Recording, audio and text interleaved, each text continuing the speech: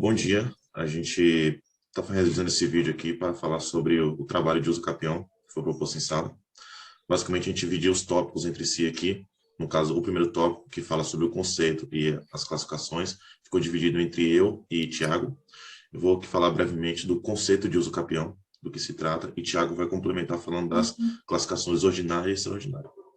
Basicamente, a uso capião é uma forma de conseguir a propriedade de um bem, seja móvel ou imóvel. No caso, aqui vamos falar sobre a imóvel, que é basicamente terrenos, apartamentos, casas, prédio, entre outros.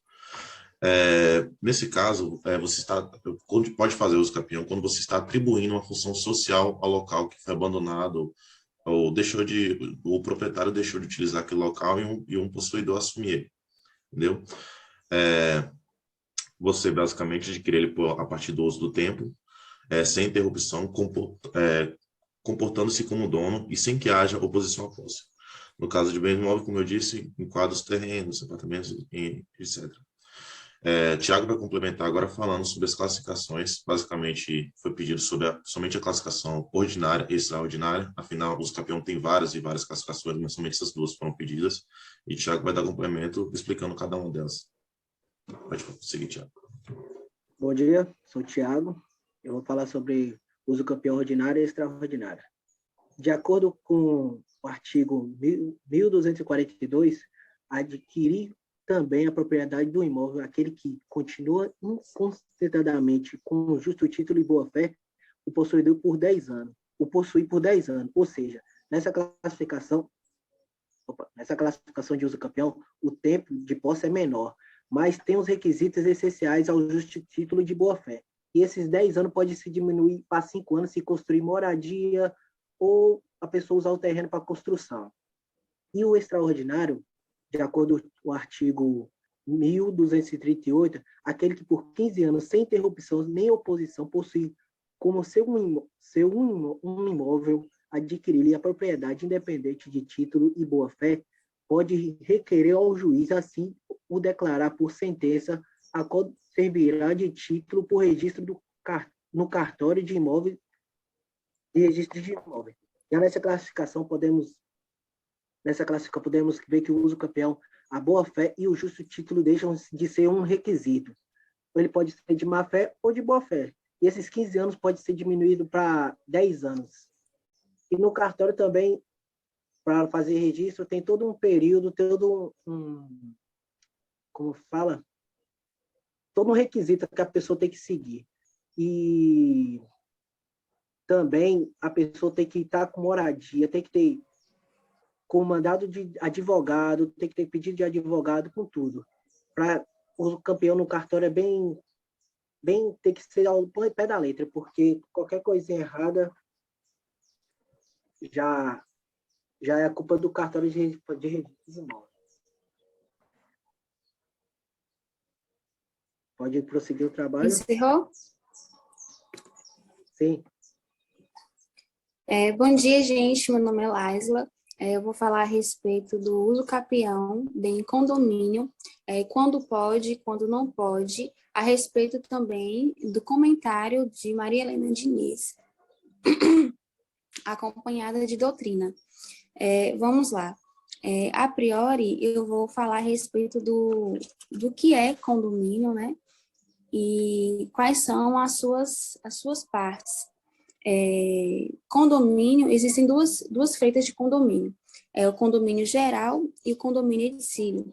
Ambos, entre si, lutam por uma divisão, falam a respeito de uma divisão do direito de propriedade sobre o mesmo bem pleiteado por duas ou mais pessoas. Existe ali, né, uma copropriedade, duas ou mais pessoas pleiteando a respeito de uma coisa, de um bem. Porém, no condomínio edicílio, que é o que a gente vai tratar aqui, o que contextualizou mais a respeito do comentário de Maria Helena Diniz, existem situações autônomas e são exclusivas, né? E áreas comuns. Eu vou dar exemplo do edifício. Dentro do edifício, existem ali o apartamento das pessoas, né? e eles são dotados da área exclusiva. E dentro do edifício também tem áreas comuns, que são áreas como corredores, escadas, áreas de lazer, e etc. E essas áreas são caracterizadas pela Lei 4.591 de 64 como áreas comuns.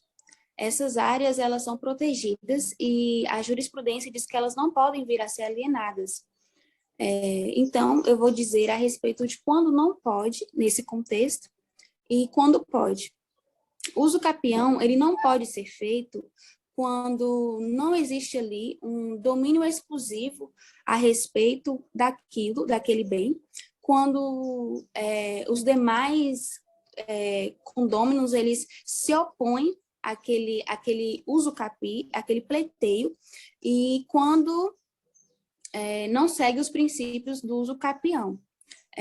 Contextualizando a respeito do domicílio, o condomínio edicílio, não pode ser feita uso capião em áreas comuns, porque as áreas comuns, elas são protegidas e é considerado como uma mera detenção, né? E mera detenção, ela não pode ser feita uso capi nesse contexto. E eu vou falar agora a respeito de quando pode uso capião em condomínio, que é quando o indivíduo ele possui exclusividade sobre aquele bem, sobre aquela propriedade, quando os demais condôminos eles não se opõem, né? Ele pleiteia ali em nome próprio, não defende, não tem oposição dos demais condôminos e segue os princípios do uso capião, que é posse justa, com intenção de ser dono, posse com boa-fé, posse com mansidão e pacífica, e com justo título. Houve uma decisão no STJ que fala a respeito de um rapaz que morava em um edifício e quis fazer uso capião de um corredor daquele prédio. E aí o STJ entendeu que ele poderia fazer, sim, uso capião daquele corredor, porque ele morava e fez o uso exclusivo daquele corredor por mais de 20 anos.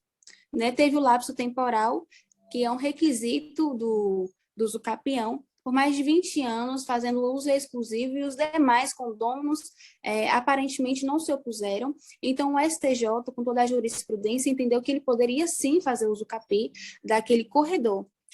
Todavia, Maria Helena Diniz, ela vai dizer que o indivíduo ele só pode fazer uso capião de uma coisa demarcada, de uma coisa em sua totalidade e exclusividade. Ela acredita que não se pode fazer uso capião quando é por área incerta, né, por área comum, e quando não possui aquele bem em sua totalidade. Ela vai sistematizar em relação a isso, vai defender o seu posicionamento e a jurisprudência ela também vai entender que o uso capião em áreas comuns, a exemplo desse corredor, ela pode ser feito quando tem uma área demarcada, quando é por área certa. Agora, ela não pode ser feita quando é por área incerta e quando não tem o indivíduo o poder, a propriedade exclusivamente ali para ele, né? Se fosse um exemplo de herdeiro sobre uma casa, poderia fazer uso capi se ele detinha o domínio exclusivo daquele bem e os demais não se opusessem a ele. Mas, quando não tem o domínio exclusivo e total da propriedade, não se pode fazer o uso capi. E é dessa forma que eu encerro a minha fala, e é isto.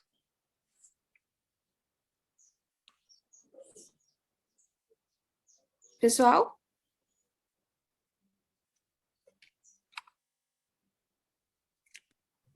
Tópico 3. Bom dia, galera. Eu vou falar sobre o tópico 3, né, que é o entendimento do STJ em relação ao recurso especial 163-1859.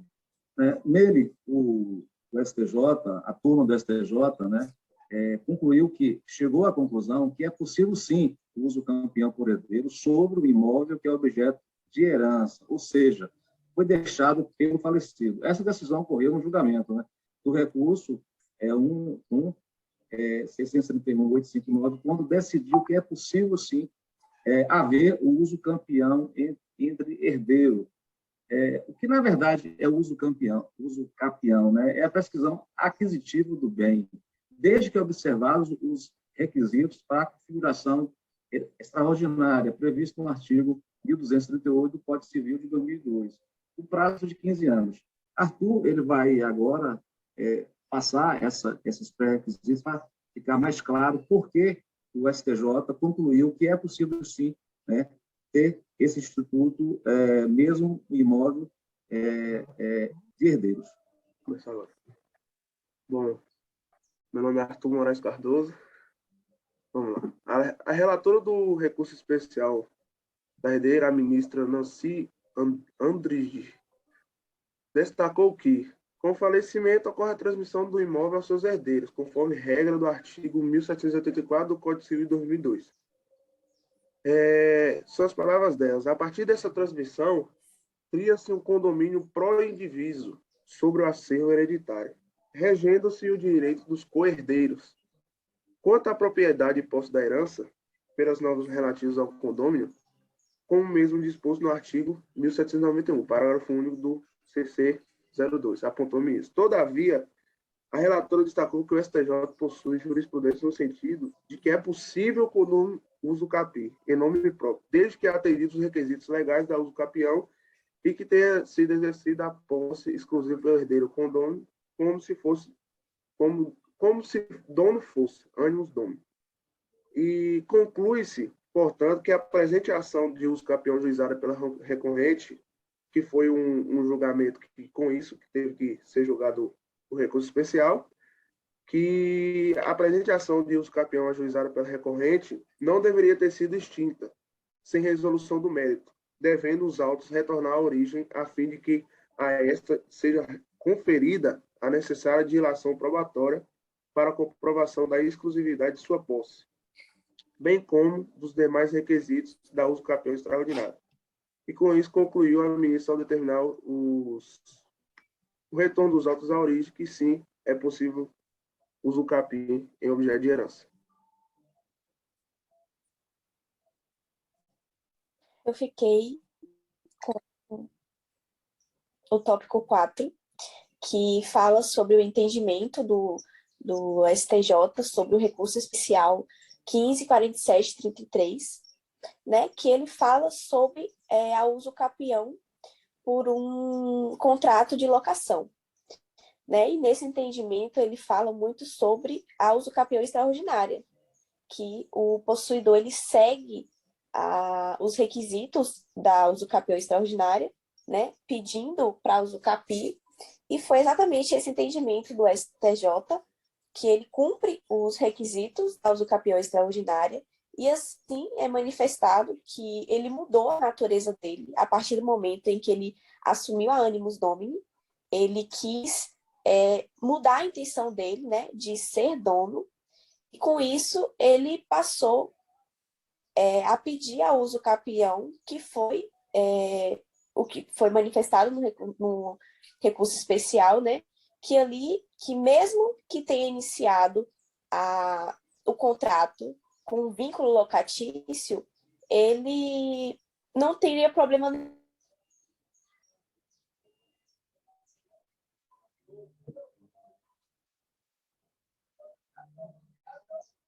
A ad usucapione, que é aquele que ele segue todos os requisitos da usucapião extraordinária, né? O 15 anos, a posse mansa e pacífica e a ininterrupta. Né? E com isso, por fim, ele reconheceu a usucapião extraordinária do possuidor, né?